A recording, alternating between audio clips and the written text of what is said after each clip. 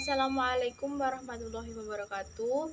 Perkenalkan, nama saya Nailatul Fauziah Putri dan anggota kelompok saya yaitu Tiara Eka Nurunaisi dan Arti Listio. Saya di sini sebagai moderator sekaligus pemateri perwakilan dari kelompok 6 yang menjelaskan tentang hipertensi dan anemia. Yang pertama ada hipertensi. Hipertensi adalah istilah medis dari penyakit tekanan darah tinggi yang bisa mengakibatkan komplikasi kesehatan yang membahayakan nyawa sekaligus meningkatkan risiko terjadinya jantung, stroke, bahkan kematian. Selanjutnya ada etiologi hipertensi. Pada orang yang masih muda, hipertensi yang dialami biasanya berhubungan dengan peningkatan curah jantung. Curah jantung adalah volume darah yang dipompa oleh ventrikel jantung per menit. Mengapa kecepatan jantung ini meningkat? Salah satunya disebabkan retensi cairan dan garam oleh ginjal. Di hipertensi tahap awal ini, kerusakan pembuluh darah umumnya belum terjadi. Hal ini karena pembuluh darah masih bisa beradaptasi dengan kenaikan curah jantung. Namun, ketika hipertensi terus berlanjut, adaptasi pembuluh darah mulai hilang. Pembuluh darah mulai mengalami perubahan bentuk, termasuk kaku dan mulai terjadi penyempitan. Dan ini terjadi secara sistematik atau di semua pembuluh darah besar maupun kecil. Hipertensi terbagi menjadi dua jenis, yaitu hipertensi primer dan sekunder. Masing-masing memiliki penyebab yang berbeda seperti berikut ini. Hipertensi primer. Hipertensi primer cenderung berkembang secara bertahap selama bertahun-tahun. Hipertensi sekunder.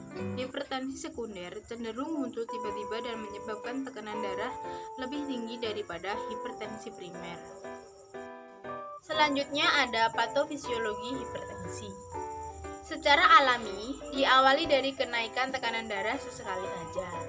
Tanpa melakukan pemeriksaan tekanan darah, naiknya tekanan darah yang kadang-kadang terjadi, makin lama-kelamaan akan semakin sering dan kemudian menetapkan, atau tidak bisa turun kembali. Beberapa faktor yang bisa meningkatkan risiko hipertensi yaitu 1. Berusia di atas 65 tahun. 2. Konsumsi makanan tinggi garam berlebih. 3. Kelebihan berat badan atau obesitas. 4. Adanya riwayat keluarga dengan kondisi medis yang sama. 5. Kurang asupan buah dan sayuran. 6. Jarang berolahraga. 7. Mengonsumsi terlalu banyak makanan atau minuman yang mengandung kafein. 8. Mengonsumsi minuman beralkohol. Gejala hipertensi. Meskipun tidak memiliki tanda atau gejala yang jelas, beberapa orang dengan riwayat hipertensi kerap mengeluhkan berbagai gejala. Berikut ini beberapa gejala yang sering dikaitkan dengan darah tinggi dan yang paling umum terjadi. Yang pertama, bercak merah pada mata. Yang kedua, muka menjadi merah. Yang ketiga, pusing. Yang keempat, sakit kepala. Yang kelima, sesak nafas. Yang keenam, detak jantung tidak beraturan. Yang ketujuh, penglihatan buram. Yang kedelapan, rasa cemas yang berlebihan. 9. Mual atau muntah. 10. Tampak kebingungan. 11. Nyeri di daerah dada. 12. Mati rasa atau terasa lemah di bagian lengan, kaki, wajah, dan area tubuh lainnya. Dan yang terakhir ada kejang. Asuhan keperawatan hipertensi. Yang pertama ada pengkajian. Pengkajian merupakan langkah awal pelaksanaan asuhan keperawatan agar diperoleh data pengkajian yang akurat dan sesuai dengan keadaan keluarga. Sumber informasi dari tahapan pengkajian dapat menggunakan metode wawancara keluarga, observasi fasilitas rumah, pemeriksaan fisik pada anggota keluarga, dan data sekunder. A.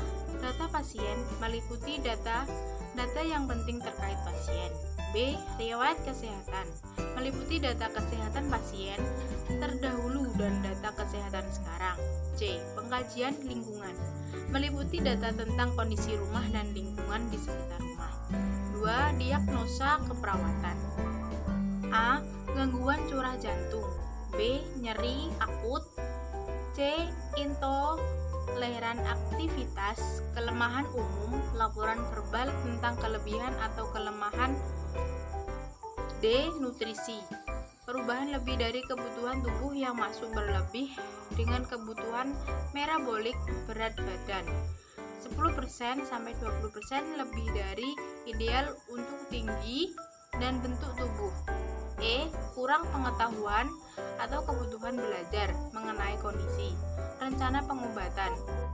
Misinterpretasi informasi. Keterbatasan kognitif, menyangkal diagnosa. F. Coping, individual, infektif, krisis situasional atau maturasional, perubahan hidung beragam. Ada intervensi. A. Pantau tekanan darah. B. Kolaborasi dengan dokter dalam pemberian terapi. C. Anjurkan teknik relaksasi, panduan imajinasi, aktivitas pengalihan. D. Berikan tindakan non-farmakologi untuk menghilangkan sakit kepala kompres dingin pada dahi, pijat punggung dan leher, tenang, redupkan lampu kamar, teknik relaksasi atau panduan imajinasi, distraksi, dan aktivitas waktu senggang. E. Bantu pasien dalam ambulasi sesuai kebutuhan. F. Berikan cairan, makanan lunak, perawatan mulut yang teratur bila terjadi perdarahan hidung atau kompres hidung telah dilakukan untuk menghentikan perdarahan. G. Kaji respon pasien terhadap aktivitas. H. Kaji pemahaman pasien tentang hubungan langsung antara hipertensi dan kegemukan. I. Tetapkan dan nyatakan batas tekanan darah normal. 4. Ada implementasi. Implementasi adalah pengolahan dan perwujudan dari rencana keperawatan yang telah disusun pada tahap perencanaan. 5. Evaluasi. Evaluasi merupakan langkah proses keperawatan yang kemungkinan perawat untuk menentukan apakah intervensi keperawatan telah berhasil meningkatkan kondisi klien. Dan sekarang saya akan menjelaskan tentang definisi anemia. Anemia, kurang darah atau anemia adalah kondisi ketika tubuh kekurangan sel darah merah yang sehat atau ketika sel darah merah tidak berfungsi dengan baik akibat organ tubuh tidak mendapat cukup oksigen sehingga membuat penderita anemia pucat dan mudah lelah. Orang dewasa dikatakan menderita anemia bila kadar hemoglobinnya di bawah 14 gram per desiliter untuk laki-laki dan di bawah 12 gram per desiliter untuk wanita. Apabila kadar hemoglobin di bawah 8 gram per desiliter, anemia sudah tergolong berat dan disebut dengan anemia grafis. Selanjutnya ada etiologi anemia. Anemia terjadi ketika tubuh kekurangan sel darah merah sehat atau hemoglobin. Akibatnya sel-sel dalam tubuh tidak mendapat cukup oksigen dan tidak berfungsi secara normal atau hipoksemia. Secara garis besar, anemia terjadi akibat 3 kondisi berikut ini. Yang pertama, produksi sel darah merah yang kurang. Yang kedua, kehilangan darah secara berlebihan. Yang ketiga, hancurnya sel darah merah yang terlalu cepat. Berikut ini adalah jenis-jenis anemia yang umum terjadi berdasarkan penyebabnya. Yang pertama, anemia akibat kekurangan zat besi, anemia pada masa kehamilan, anemia akibat perdarahan, anemia aplastik, anemia hemolitik, anemia akibat penyakit kronis, anemia sel sabit atau sickle cell anemia. Yang terakhir ada thalassemia. Patofisiologi anemia. Patofisiologi anemia didefinisi besi atau ADB disebabkan karena gangguan homeostatis zat besi dalam tubuh. Homeostasis zat besi dalam tubuh diatur oleh absorpsi besi yang dipengaruhi asupan besi dan hilangnya zat besi atau iron loss. Kurangnya asupan zat besi atau iron intake Penurunan absorpsi dan peningkatan hilangnya zat besi dapat menyebabkan ketidakseimbangan zat besi dalam tubuh sehingga menimbulkan anemia karena defisiensi besi. Tanda dan gejala anemia. Gejala anemia yang paling umum adalah tubuh cepat merasa lelah dan terlihat pucat serta sering mengeluh kedinginan. Beberapa gejala umum lainnya antara lain selalu merasa mudah marah, sakit kepala, mengalami masalah sulit berkonsentrasi atau berpikir, dan sembelit. Akan muncul kondisi ini apabila penyakit semakin parah. Warna biru hingga putih pada mata, kuku menjadi rapuh, muncul keinginan untuk makan es batu, tanah, atau hal-hal yang bukan makanan. Pusing ketika berdiri, warna kulit pucat, sesak nafas, dan lidah terasa sakit. Selain itu, beberapa jenis anemia yang dapat menyebabkan gejala spesifik termasuk anemia aplastik. Penyakit ini dapat menyebabkan demam, sering mengalami infeksi, dan ruam kulit. Anemia defisiensi asam folat. Gangguan ini dapat menyebabkan iritabilitas, diare, dan tidak nyaman pada lidah. Anemia hemolitik. Jenis anemia ini dapat menyebabkan penyakit kuning, urin berwarna gelap, demam, hingga sakit perut. Anemia sel sabit. Penyakit ini dapat menyebabkan pembengkakan yang menyakitkan di kaki dan tangan, serta kelelahan hingga penyakit kuning. Asuhan keperawatan anemia. Yang pertama ada pengkajian. Pengkajian ini merupakan langkah awal pelaksanaan asuhan keperawatan agar diperoleh data pengkajian yang akurat dan sesuai dengan keadaan keluarga.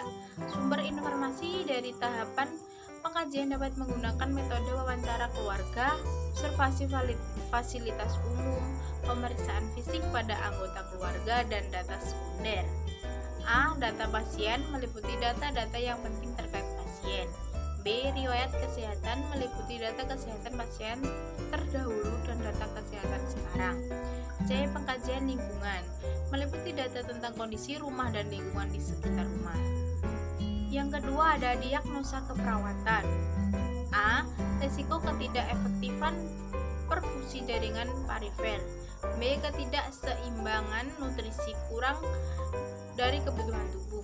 C. Defisit keperawatan diri. D. Resiko infeksi. E. Resiko gangguan integritas kulit. Yang ketiga ada intervensi. A. Monitor adanya daerah tertentu yang hanya peka terhadap panas, dingin, tajam, tumpul. B. Monitor catatan, masukkan kandungan nutrisi dan kalori. C. Berikan informasi yang tepat tentang kebutuhan nutrisi dan bagaimana cara memperolehnya. D. Monitor kadar albumin, total protein, HB, dan kadar HT. E. Kolaborasi dengan ahli gizi untuk menentukan jumlah kalori dan nutrisi yang dibutuhkan pasien. F. Monitor kemampuan klien untuk perawatan diri yang mandiri. G.